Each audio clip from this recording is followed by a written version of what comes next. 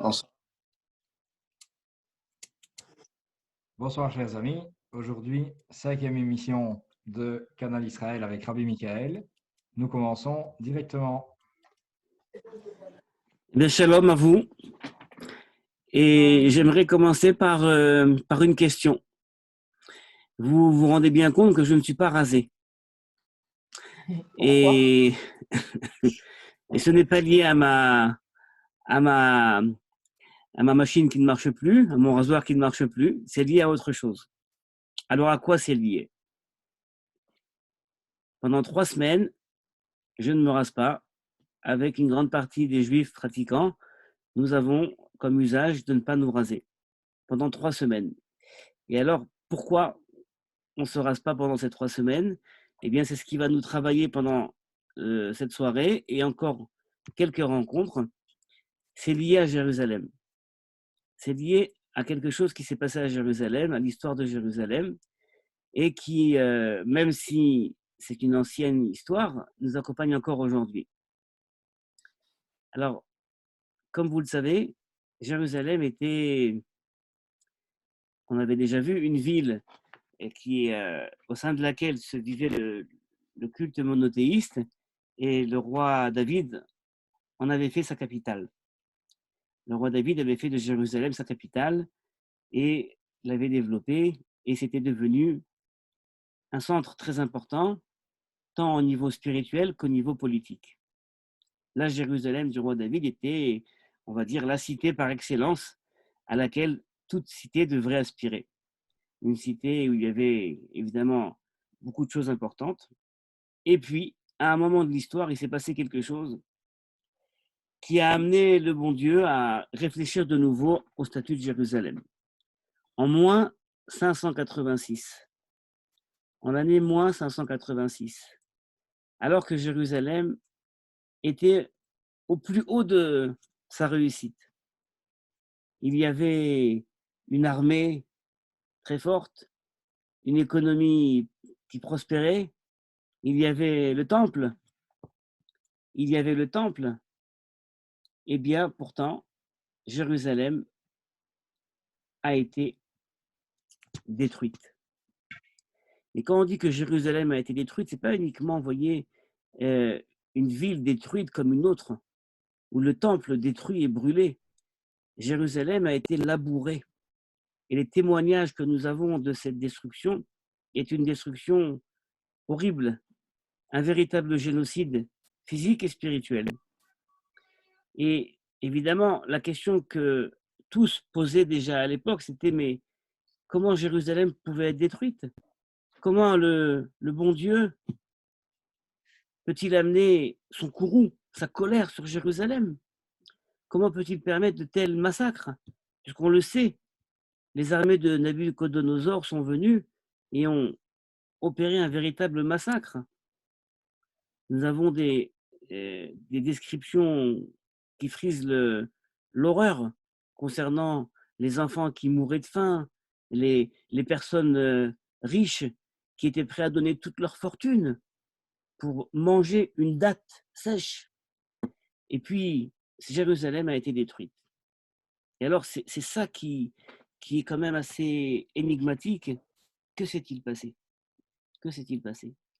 Parce que si Jérusalem a été détruite à un moment de l'histoire, et comme on l'a vu au moment le plus haut de son histoire, personne s'y attendait. Le prophète Jérémie marchait dans les rues de Jérusalem et avertissait le peuple, déjà des dizaines d'années avant la destruction. Jérémie, le prophète des lamentations. Jérémie qui criait à tous, ne vous fiez pas à ce que vous voyez. Vous voyez une puissance politique, économique, militaire, mais tout ça peut disparaître en un rien. Mais qu'est-ce qui va amener la destruction? Eh bien, c'est ça justement qui est fou. Alors, j'aimerais vous donner d'abord un axe historique. Et ensuite, on va lire ensemble des textes qui apparaissent dans le prophète Zacharie, qui est le 11e des petits prophètes qui apparaissent dans la Bible, et qui a un texte pour nous qui est, à mon avis, vraiment très significatif. Alors, la frise historique. Moins 586, Jérusalem et le temple détruit. Les Juifs qui habitaient à Jérusalem sont exilés par Nabuchodonosor.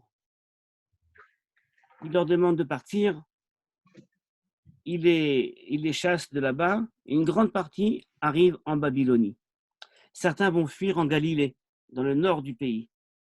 Une grande partie vont partir en Babylonie. Et là-bas, c'est l'exil.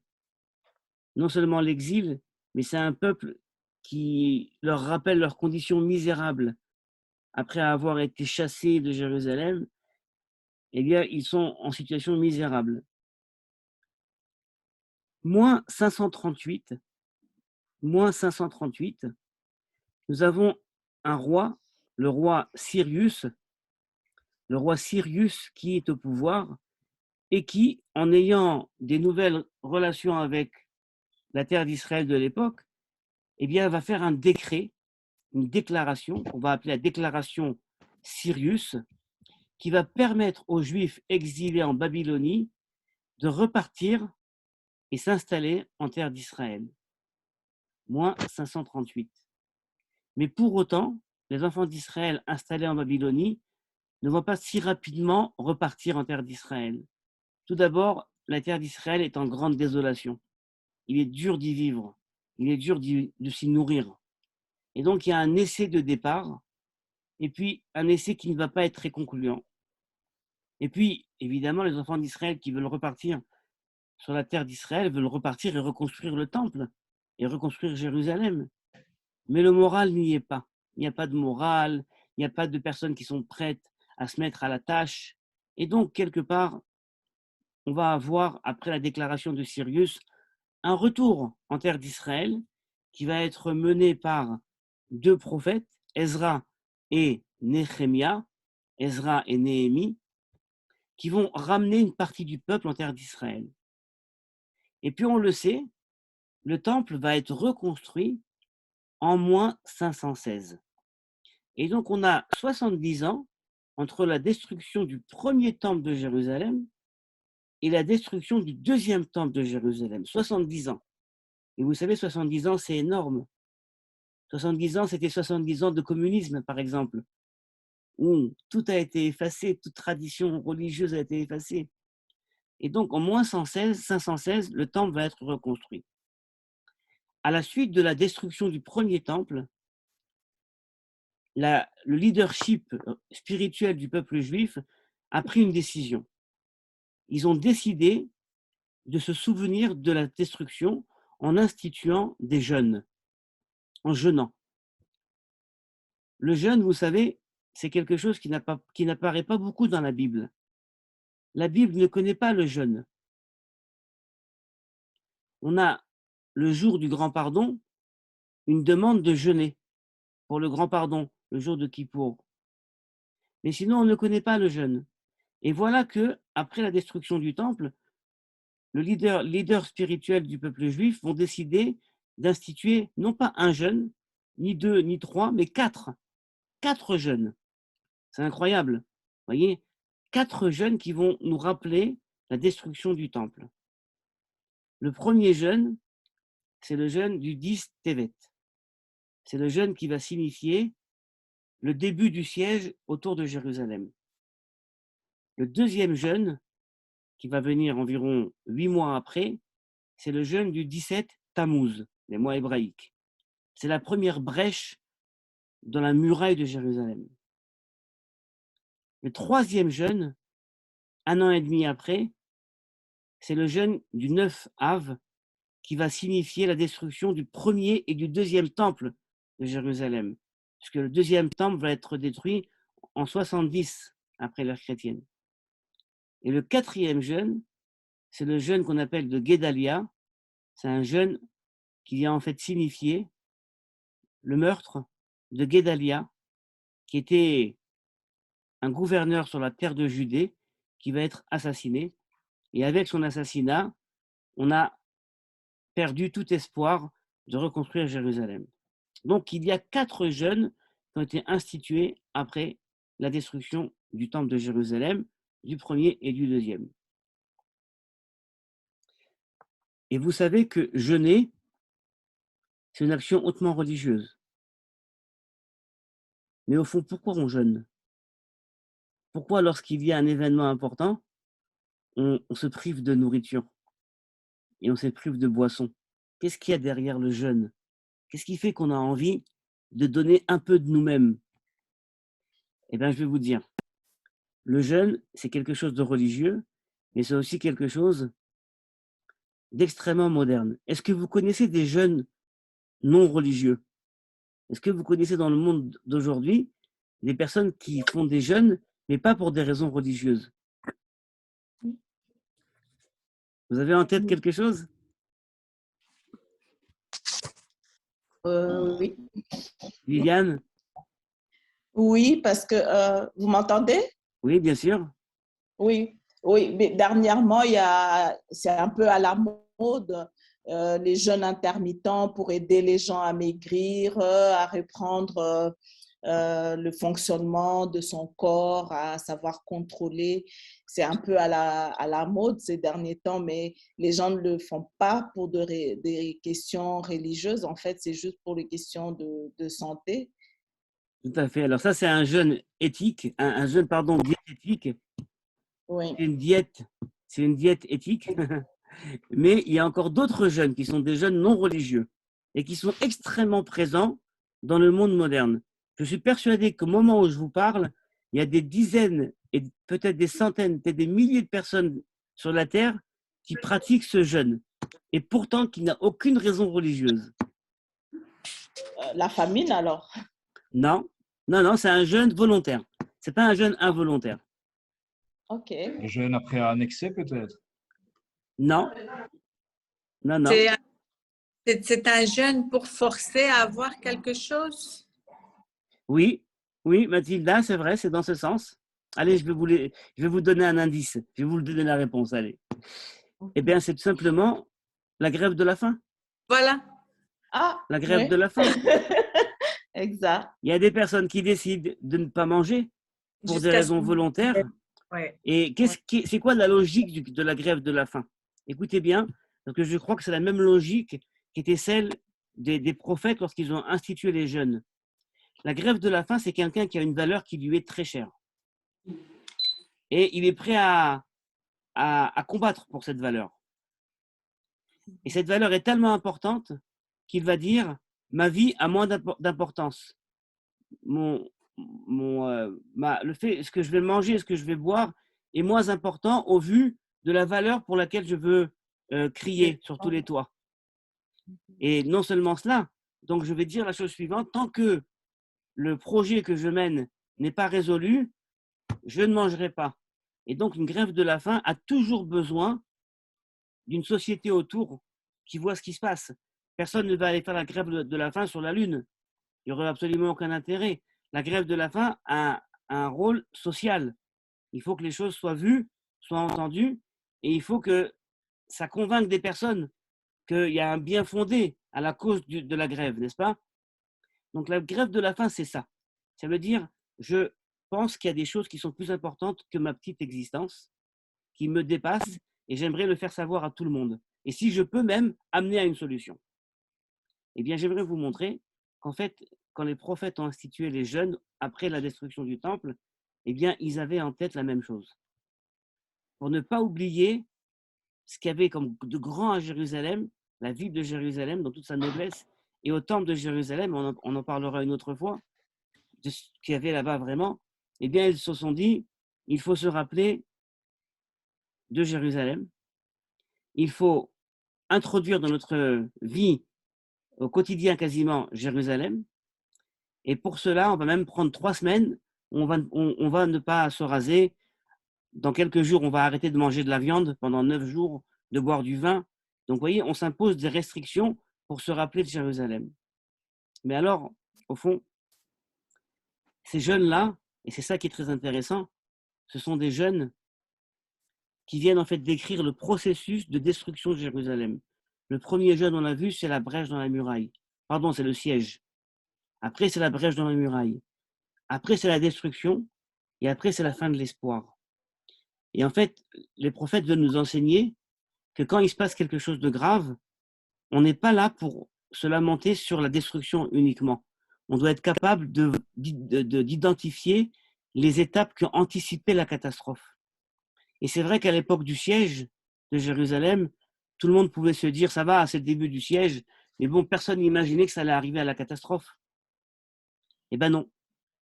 Il faut être capable d'identifier les moments les plus graves, même quand ils sont encore à nos yeux extrêmement légers. Et puis après, c'était la première brèche dans la muraille. On aurait pu imaginer un retour de situation. Eh ben non, ça continue. Et puis on peut imaginer que la catastrophe elle-même, la destruction de Jérusalem, c'est le moment le plus grave. Non, il y a encore plus grave, c'est quand on perd l'espoir.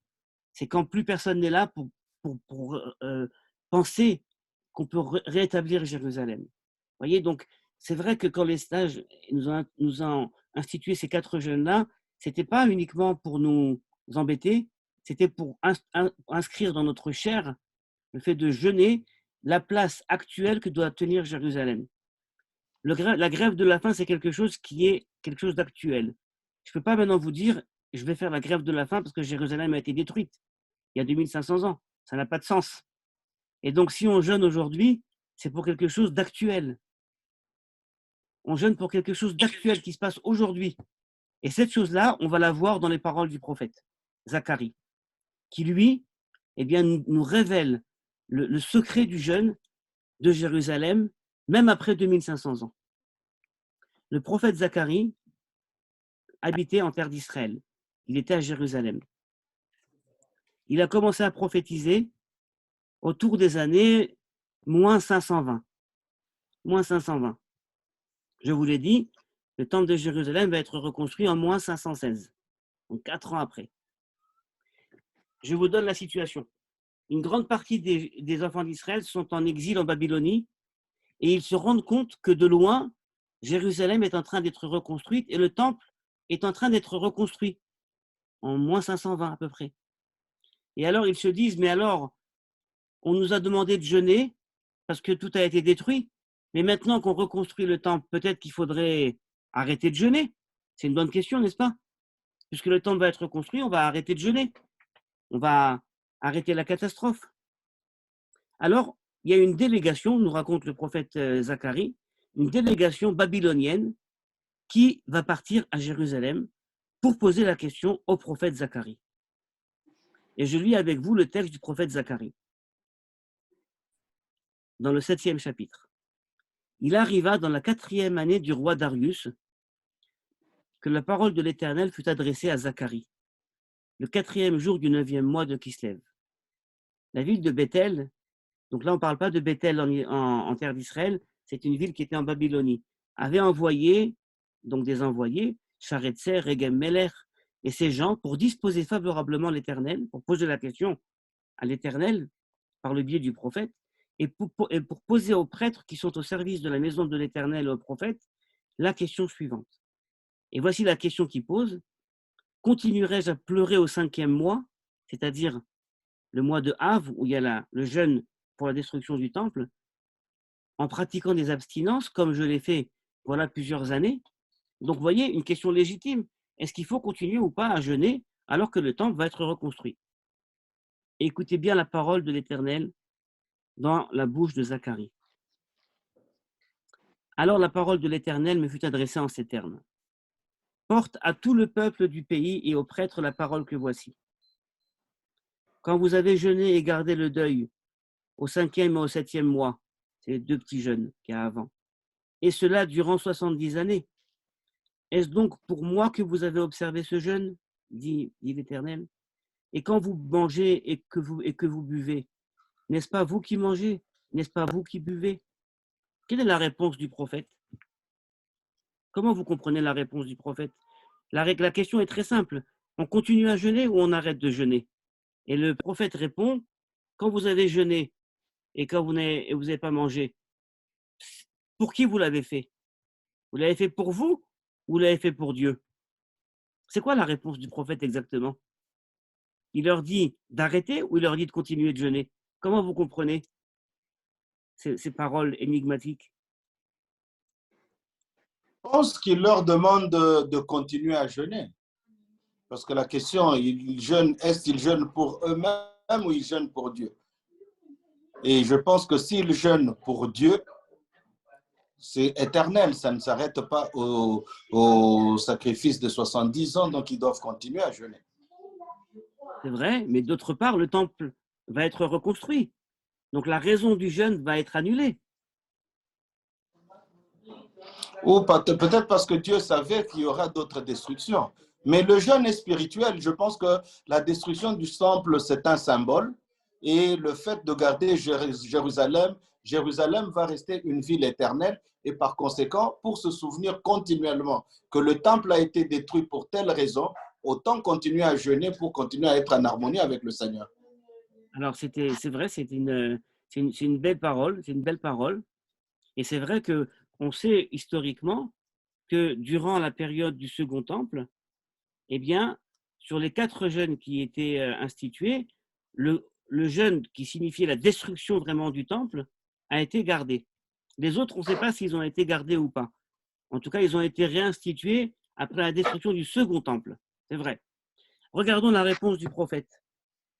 Une réponse, je crois, digne d'un prophète. Voilà, une réponse digne d'un prophète.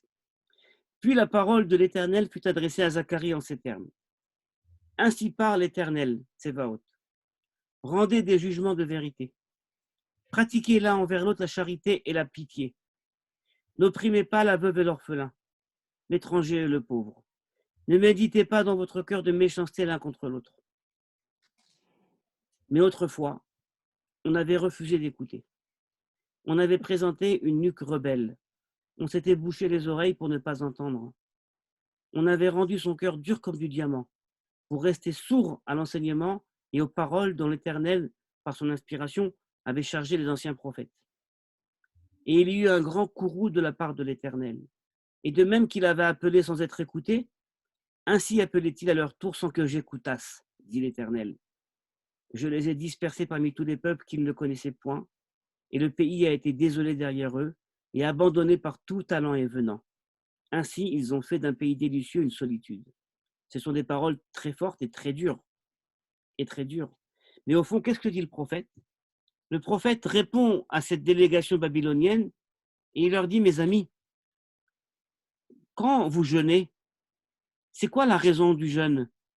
Ne me dites pas que c'est Nabuchodonosor, le conquérant étranger, qui est venu vous conquérir et a malheureusement détruit la ville de Jérusalem et votre temple. Et c'est pour ça que vous pleurez. Non, ne me dites pas ça.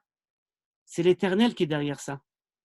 Si le Nabuchodonosor a pu venir et avoir cette force pour tout détruire, c'est que l'Éternel lui a donné la force. Mais comment est-il possible que l'Éternel lui donne la force de détruire tout ça? Parce qu'en fait, la cause de la destruction, elle n'est pas à chercher chez quelqu'un d'extérieur. Elle est à chercher chez vous, dans votre comportement. Votre société devenait une société qui manquait de justice sociale. Qu'est-ce qu'on faisait envers la veuve, l'orphelin et l'étranger? Qu'est-ce qui se passait lorsque Jérusalem était forte? Peut-être qu'il manquait un peu de conscience de justice sociale. Et c'est peut-être pour ça que les prophètes vous ont averti et que vous n'avez pas écouté les prophètes. Et alors, c'est pour ça que l'Éternel a envoyé Nabuchodonosor pour détruire sa ville, pour que vous soyez conscients du problème. C'est ce que dit le prophète Zacharie à la délégation babylonienne. Il leur dit, mais messieurs, quand vous jeûnez et quand vous ne buvez pas, la raison du jeûne, ce n'est pas parce que Dieu vous l'a demandé sans aucune raison, c'est parce qu'il y avait quelque chose à réparer. Et donc la réponse à votre question, elle est chez vous. Avez-vous déjà réparé la société? Êtes-vous prêt à instituer une société juste et équitable dans laquelle l'orphelin, l'étranger et la veuve auront leur place? Vous voyez, c'est ça la réponse du prophète Zacharie. La réponse est une réponse actuelle.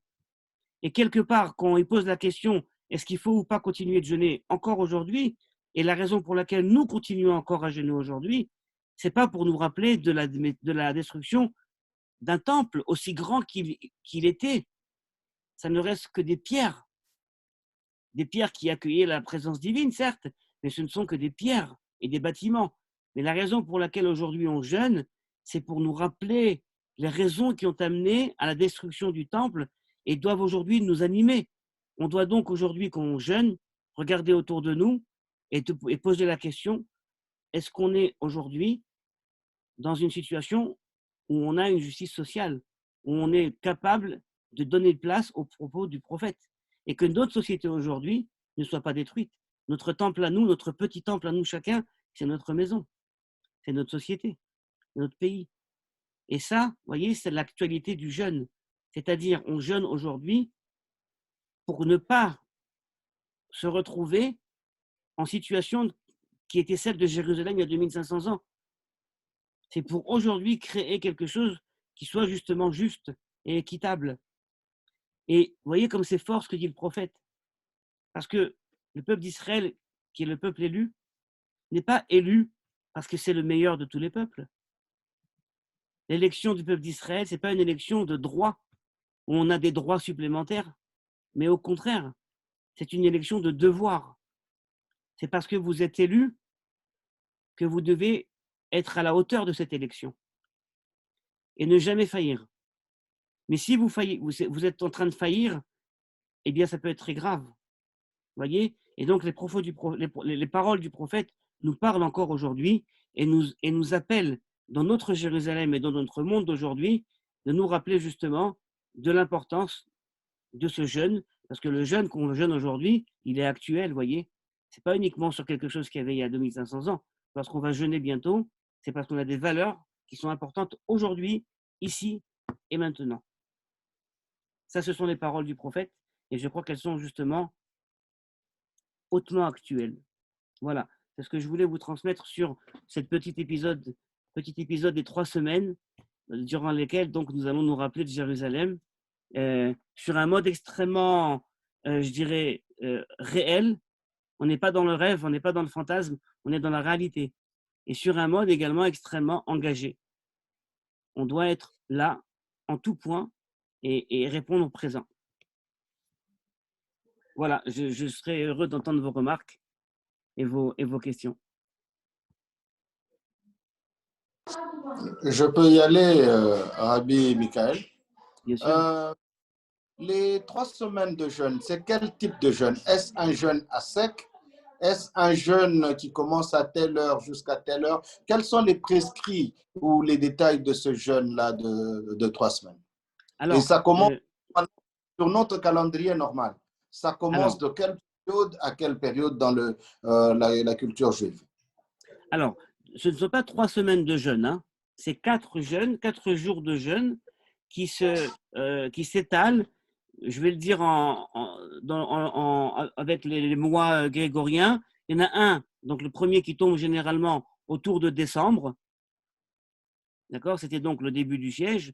Un autre qui tombe à peu près en juillet, c'est la première brèche. Ensuite, 3 semaines après, donc les 3 fameuses semaines, d'accord, entre le deuxième et le troisième jeûne, c'est donc à peu près fin juillet, début août. De l'année prochaine. Voilà, c'est le fameux, mais c'est cette année, en un an, on les fait tous. C'est le fameux 9 Av, le 9 Av. Et ensuite, le 4e vient autour de septembre, juste après Rosh Hashanah, le début de l'année. Donc, on a de décembre à septembre les 4 jeûnes étalés. 3 de ces jeûnes-là sont ce qu'on appelle des petits jeûnes, c'est-à-dire qui débutent avec le lever du soleil et qui s'arrêtent avec l'arrivée des 3 étoiles dans le ciel, la nuit. Pendant ces jours-là, 3 de ces petits jeûnes, on ne mange pas, on ne boit pas pendant la journée. Si on a chaud, on peut se rafraîchir, c'est-à-dire se laver le visage, voyez, se laver les dents sans rien avaler. Mais en tout cas, ce sont des jeûnes qui sont des jeûnes de 12 heures à peu près. Alors que le jeûne le plus significatif, c'est le jeûne du 9 Av, qui vient signifier la destruction du premier et du deuxième temple. Et là, c'est un jeûne qui est comparable au jeûne du Grand Pardon, au jeûne de Kippour, où le jeûne commence le soir à la nuit et qui va durer 25 heures, jusqu'au lendemain soir à la nuit. Et pendant ces 25 heures, eh bien, ce sont les mêmes règles pour le jour de Kippour et pour le 9 Av. On ne mange pas, on ne boit pas, on ne peut pas avoir de semelles et de chaussures faites de cuir, qui sont donc plus agréables à porter. on ne peut pas se badigeonner le corps avec des savons, avec des parfums, et on ne peut pas avoir non plus de relations intimes. On ne peut pas s'asseoir sur le sol jusqu'à midi, sur une chaise jusqu'à midi. C'est véritablement les composantes du deuil. Quand quelqu'un est en deuil, dans les 7 premiers jours du deuil, vous voyez, on ne se rase pas, on est assis à même le sol, d'accord, et on ne se réjouit pas. Donc, c'est véritablement des moments de deuil qui sont très, très forts.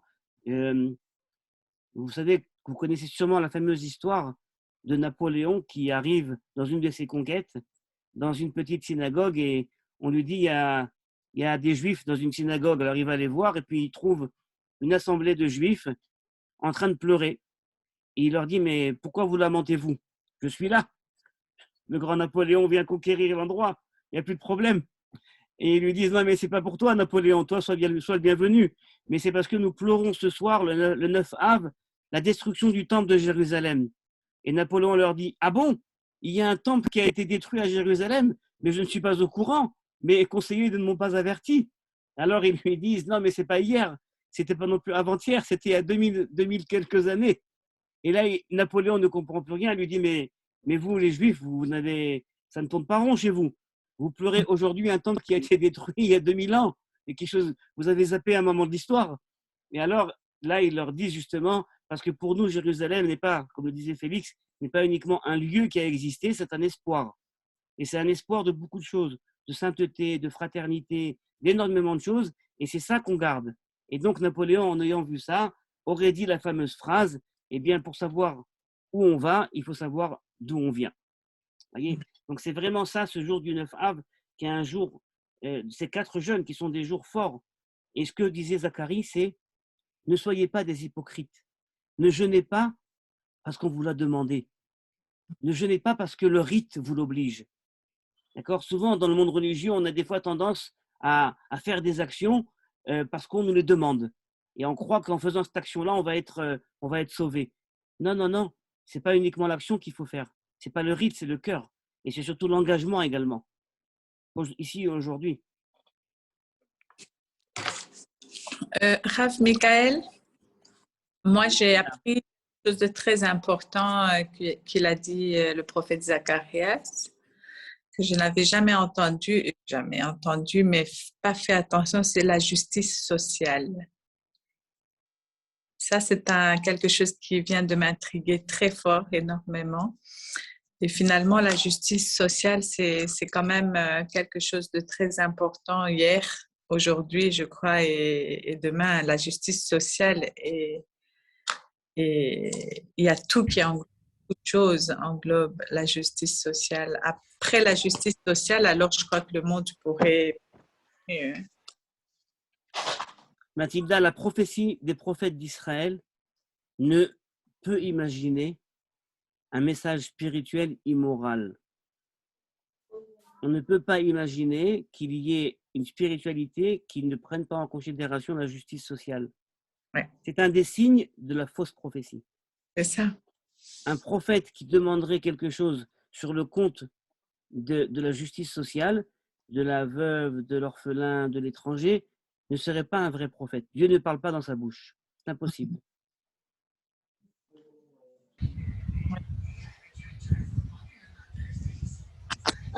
Bon, moi, est-ce que je me fais attendre? Oui, bien sûr. Oui, en fait, je suis vraiment un peu satisfait parce que je suis là aussi pour la curiosité, hein, étant donné que lorsque je me place dans le milieu africain, la fois passée, vous aviez abordé un sujet vraiment important sur la prière. Et parce que c'est la continuité, et nous savons qu'on parle souvent de jeûne et prière, très souvent. Et ce que j'ai compris ici, en fait, c'est un message profond lorsque le prophète répond par rapport à ce que le peuple faisait. Ça fait des années, de 70 ans, ils étaient en train de jeûner. Et le peuple ne savait pas, c'est comme si le peuple ne savait pas pourquoi les temples étaient détruits, mais il continuait à jeûner. Et derrière ces jeûnes et prières, c'est ce qu'il voulait solliciter de la part de Dieu pour établir le temple, sans se positionner, sans poser des questions sur le pourquoi le temple était détruit. Parce que si le peuple avait compris pourquoi le temple était détruit, ils auraient dû commencer d'abord par résoudre, c'est-à-dire que corriger, corriger, et ensuite se remettre à Dieu. Apparemment, ici, lorsque nous parcourons les textes, le peuple ne s'est même pas posé la question pourquoi les temples étaient détruits, mais il se mettait tout simplement à prier et à jeûner, si je peux associer les deux concepts. En fait, c'est un peu ce que je vois dans le milieu africain aujourd'hui, dans l'évangile en Afrique, où on demande beaucoup plus aux croyants de jeûner et prier sans poser les bases. Parce qu'ici, lorsque j'utilise les termes vulgaires que nous connaissons, il s'agit du péché, n'est-ce pas? Donc, nous constatons tout simplement que le peuple d'Israël, parce que c'est à cause du péché, le péché c'est la désobéissance à la loi de Dieu, c'est à cause de cela que Dieu avait permis, comme vous avez dit, parce que même si Nebuchadnezzar est venu de très loin, mais c'est Dieu qui a permis à ce que Nebuchadnezzar puisse venir. Et c'était une conséquence du comportement du peuple d'Israël. Et aujourd'hui, dans nos milieux africains, malheureusement, les responsables jusqu'à ce jour poussent le croyant à la prière et au jeûne sans beaucoup plus aborder le comportement de croyant. Parce qu'aujourd'hui, on peut constater tout simplement qu'il y a des gens qui vivent sans respecter la loi de Dieu, mais on pousse ces gens-là au jeûne et prière.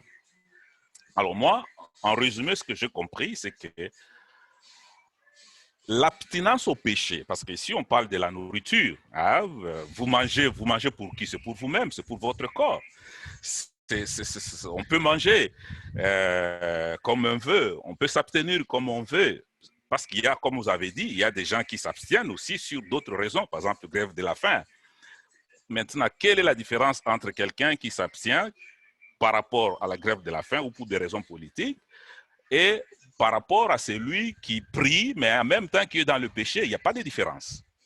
Voyez-vous? Alors, ce que moi j'ai compris finalement, c'est de dire que l'abstinence qu'il faut ici, c'est par rapport au bien, c'est par rapport au péché, c'est par rapport au respect. C'est-à-dire qu'il faut plus respecter les lois de Dieu, parce que le péché, c'est lorsqu'on faillit à obéir à la loi de Dieu.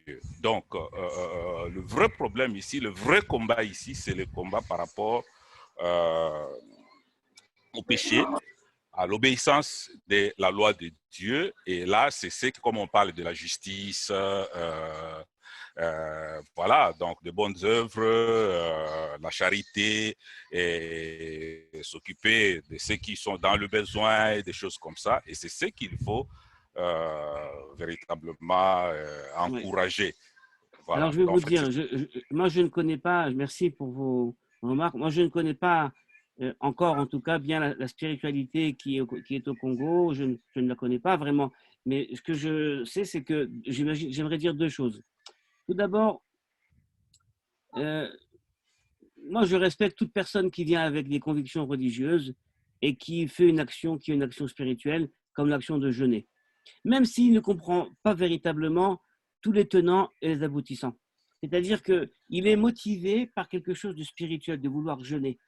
C'est quelque chose qui peut aujourd'hui l'amener à quelque chose qui va peut-être le faire changer un élément autour de lui ou dans sa vie, et peut-être pas, peut-être que ça va être uniquement quelque chose, mais vous savez, le fait de jeûner, c'est quelque chose qui nous remet en question énormément. Et je vais vous dire dans 2 secondes pourquoi. Parce que je crois que quand on jeûne, on n'est jamais le même quand on finit le jeûne. C'est vrai que si on le fait uniquement sur un mode technique, alors peut-être qu'on aura uniquement beaucoup plus faim. Mais au fait, je crois que a priori, un jeûne est censé être transformatif. Et je vais vous donner un exemple. Pendant ces jeûnes, et essentiellement le jeûne du 9 Av ou le jeûne de Kippour, on ne mange pas pendant 25 heures. Maintenant, on peut facilement arriver à des phrases disant, comme on ne mange pas pendant 25 heures, on est comparé à des anges qui n'ont pas de corps ni de besoins matériels, et donc on est entièrement consacré à la spiritualité. Pareil, on ne mange pas, on ne boit pas, on n'a pas de relation intime. Bon. Enfin, moi, je peux vous dire, en tout cas, de mon expérience de petit humain, qui est constitué de chair et d'os, que quand je ne mange pas, surtout pendant 25 heures, eh bien, j'ai extrêmement faim. Et je pense beaucoup à la nourriture. Je peux même vous dire que ce sont des jours où je pense énormément à toutes sortes de bons plats que je ne peux pas manger. Donc, ce n'est pas que dans le jeûne, je ne me déconnecte pas. Mais par contre, j'ai la possibilité, pendant que je jeûne, de reconsidérer la manière dont je mange généralement. Et ce jour-là, je vais réfléchir du fait que je ne mange pas, comment en fait je dois manger. Ça veut dire quoi manger? Ça commence d'abord par des éléments très clairs. Je m'assois, peut-être avec la famille. Je ne mange pas d'une façon rapide, pas un goujat. Je ne vais pas avaler des choses sans réfléchir, vous voyez. Et pareil pour boire. Et pareil, je n'ai pas de relation intime ce jour-là. Eh bien, c'est une façon de réfléchir la relation avec mon épouse. Justement, dans l'abstinence, on a une possibilité de regarder de nouveau ces choses qu'on fait sans réfléchir. Et après, on peut justement, après le jeûne, eh bien, avoir fait quelque chose qui peut nous transformer. Mais maintenant, même si on n'arrive pas à ça à 100%, je crois que d'abord, c'est vrai que le rôle des leaders religieux, c'est en effet d'éveiller le peuple à un changement intérieur, pas uniquement à une action extérieure, même si c'est jeûner, mais à un changement intérieur. Mais chacun à son niveau. La spiritualité, c'est quelque chose qui est adapté. Comme on dit, c'est la géométrie variable. On n'a pas de spiritualité mathématique. On a une spiritualité à géométrie variable. Chacun évolue un petit peu, un peu moins vite, un peu plus rapidement.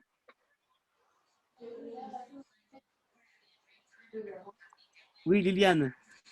Oui, Ravi. Je voulais vous lire quelque chose que j'ai lu quelque part par rapport à la spiritualité africaine et j'aimerais que vous puissiez plus ou moins nous donner le parallélisme qu'on pourrait faire avec la spiritualité juive. Alors, la personne dit, dans nos spiritualités, donc il parle de nos spiritualités, pas d'une spiritualité, il n'était pas question de croire, mais plutôt de connaître. La foi n'a jamais été au centre de la tradition africaine, mais plutôt l'observation et le décodage des actions ou conséquences des lois universelles. C'est en ceci que notre spiritualité de base était bel et bien une science très aboutie au service du Créateur. Mais ça, c'est une phrase juive. C'est une phrase Non, juive. mais c'est un Africain qui l'a utilisé. Mais ça veut dire, l'idée qu'il y a derrière ça, je vais vous le dire en phrase du quotidien. D'accord? Si votre époux ou votre femme vient et vous dit « Oh mon cher, que je t'aime », d'accord? Que je t'aime, je suis plein d'amour pour toi, il faudra lui répondre « L'amour n'existe pas, il n'y a que des preuves d'amour. Tu m'aimes vraiment, va donc faire la vaisselle. » Vous voyez ce que je veux dire, c'est que… Et je crois que cette phrase est très forte, ça veut dire que la croyance en elle-même c'est pas qu'elle n'a aucun sens, je dirais, mais c'est qu'elle doit être accompagnée justement d'actions qui s'intègrent au quotidien. Une croyance désincarnée n'a pas grande valeur. C'est quelque chose qui est vécu et qui est intégré justement dans les actions de la vie qui est importante. Et en ce sens-là, la croyance ou la émouna en hébreu, pour beaucoup de penseurs du judaïsme, eh bien, elle n'est pas essentielle. On va plus poser la question « que fais-tu » plutôt que en quoi crois-tu? Parce que fais-tu est bien plus révélateur de ce que peut être un homme accompli, en tout cas en chemin. C'est une très belle phrase. Je serais très intéressé à avoir ce texte, ou en tout cas, si vous avez des livres ou des lectures à m'envoyer, je serais vraiment extrêmement flatté. Je ne manquerai pas. Merci bien. Merci. Je pense qu'on arrive déjà au terme de l'émission. On a dépassé les 45 minutes. Et premièrement, il faut que vous sachiez qu'on ne se concerte jamais avec Rabbi Michael, donc je ne connais jamais le sujet qui va sortir, même si j'aurais pu pressentir qu'il y avait une volonté d'expliquer pourquoi on ne se rase pas et dans quelle période dans quelle période on rentre. On appelle ça la période des 3 semaines, qui est bien entendu une période de contrition où on va, ou d'ailleurs à partir du 10 juillet, si je ne m'abuse, le début du mois d'Av, on va même plus prendre de vêtements propres sur nous. On va pas manger de viande, comme le disait Rabbi Michael. Pour ceux qui seront intéressés de se joindre à nous, le jeûne va avoir lieu de la soirée du 17 juillet au 18 juillet cette année. On serait ravis de partager ce moment avec vous et donc ça fera l'objet d'un prochain cours. Je pense que l'objet d'un prochain cours va également concerner ce qu'on appelle la teshuva, parce que je vois que dans les commentaires qui ont été faits pratiquement par tout le monde, Rigo n'a pas pris la parole aujourd'hui, mais probablement ce serait le même genre de commentaire aussi. Il s'agit d'allier l'action à la pensée. C'est-à-dire, je veux faire bien, je jeûne, je veux racheter mes fautes. Ben, le concept qui existe chez nous s'appelle Teshuva, et à n'importe quel moment de l'existence de l'individu, Dieu lui donne la possibilité d'annuler ses fautes en revenant, en prenant la décision de ne plus fauter, de ne pas répéter la même faute. Et à ce moment-là, la porte vers Dieu est ouverte. Je pense, Rabbi, que ça va faire l'objet d'un cours qui va venir, parce que j'entends des mots-clés qui ressortent. Et il faut que vous sachiez également qu'on est vraiment ravis premièrement, qu'on ait une équipe comme ça qui est proche de nous et qui est fidèle. En fait, vous êtes fidèle, vous consacrez une partie de votre temps chaque lundi et chaque jeudi. On est vraiment ravis parce que un des buts du projet, c'est vraiment au niveau de la spiritualité,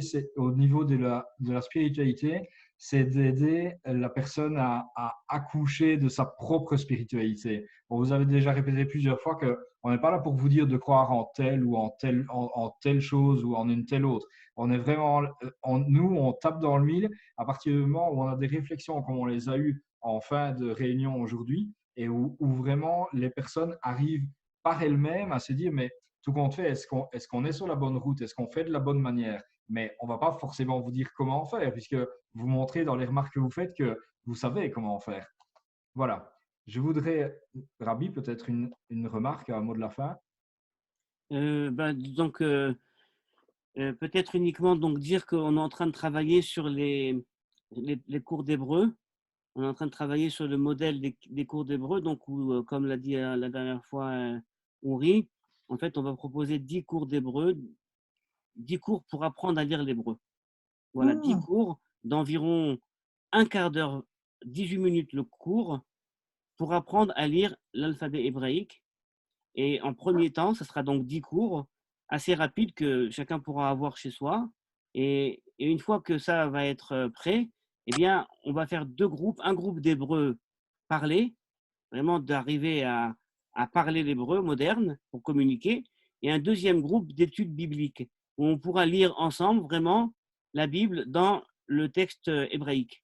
Et donc lire et travailler après sur les mots en hébreu, et ce qui fait évidemment après ce qui donne une dimension incroyable, parce que l'hébreu, vous savez, c'est une langue qui est polysémique, où chaque racine peut envoyer, chaque mot, chaque racine en hébreu peut nous renvoyer à 5, 6, 7, 8 sens, et donc le texte devient beaucoup plus parlant. Donc ça, on est en train de travailler là-dessus, et j'espère, si Dieu veut, qu'on aura fini ça la semaine prochaine, qu'on pourra déjà vous le présenter. Voilà. Je vous souhaite une bonne soirée. Et si Dieu veut, on se reverra avant le 9 Av. Mais j'ai aussi pensé, le 9 Av, vous savez, on va à Jérusalem. Enfin, moi, j'habite à Jérusalem. J'habite pas très loin même d'ailleurs de l'endroit du temple, à 25 minutes à pied, ce qui est incroyable. Mais on a le vestige du temple aujourd'hui, le mur de lamentation, le kotel. Et le soir du 9 Av, eh bien, on a l'habitude d'aller là-bas. Et il y a des milliers de personnes qui arrivent là-bas. Ça devient un lieu non pas de lamentation, mais de joie. C'est incroyable. Oui. Beaucoup de gens sont là-bas et sont joyeux. Et c'est justement peut-être un des signes, si on peut dire, que les choses avancent dans le bon sens. On n'est plus uniquement en train de pleurer, mais des choses sont en train de se reconstruire. Vous voyez, malgré nous. Les choses se reconstruisent malgré nous et dans le bon sens. Donc voilà, si tu veux, peut-être même on pourra faire un une étude en direct du Kotel de soir de Tisha B'Av. Voilà. Je vous dis à tous bonne soirée, shalom de Jérusalem. Merci, bonne soirée. Shalom. N'oubliez pas d'utiliser la chaîne YouTube, Canal Israël sur YouTube. Donnez le pouce bleu, ça nous aide et ça nous permet de répandre la bonne nouvelle. Merci. Shalom, Voilà. shalom. Merci. Shalom, shalom. Merci, shalom.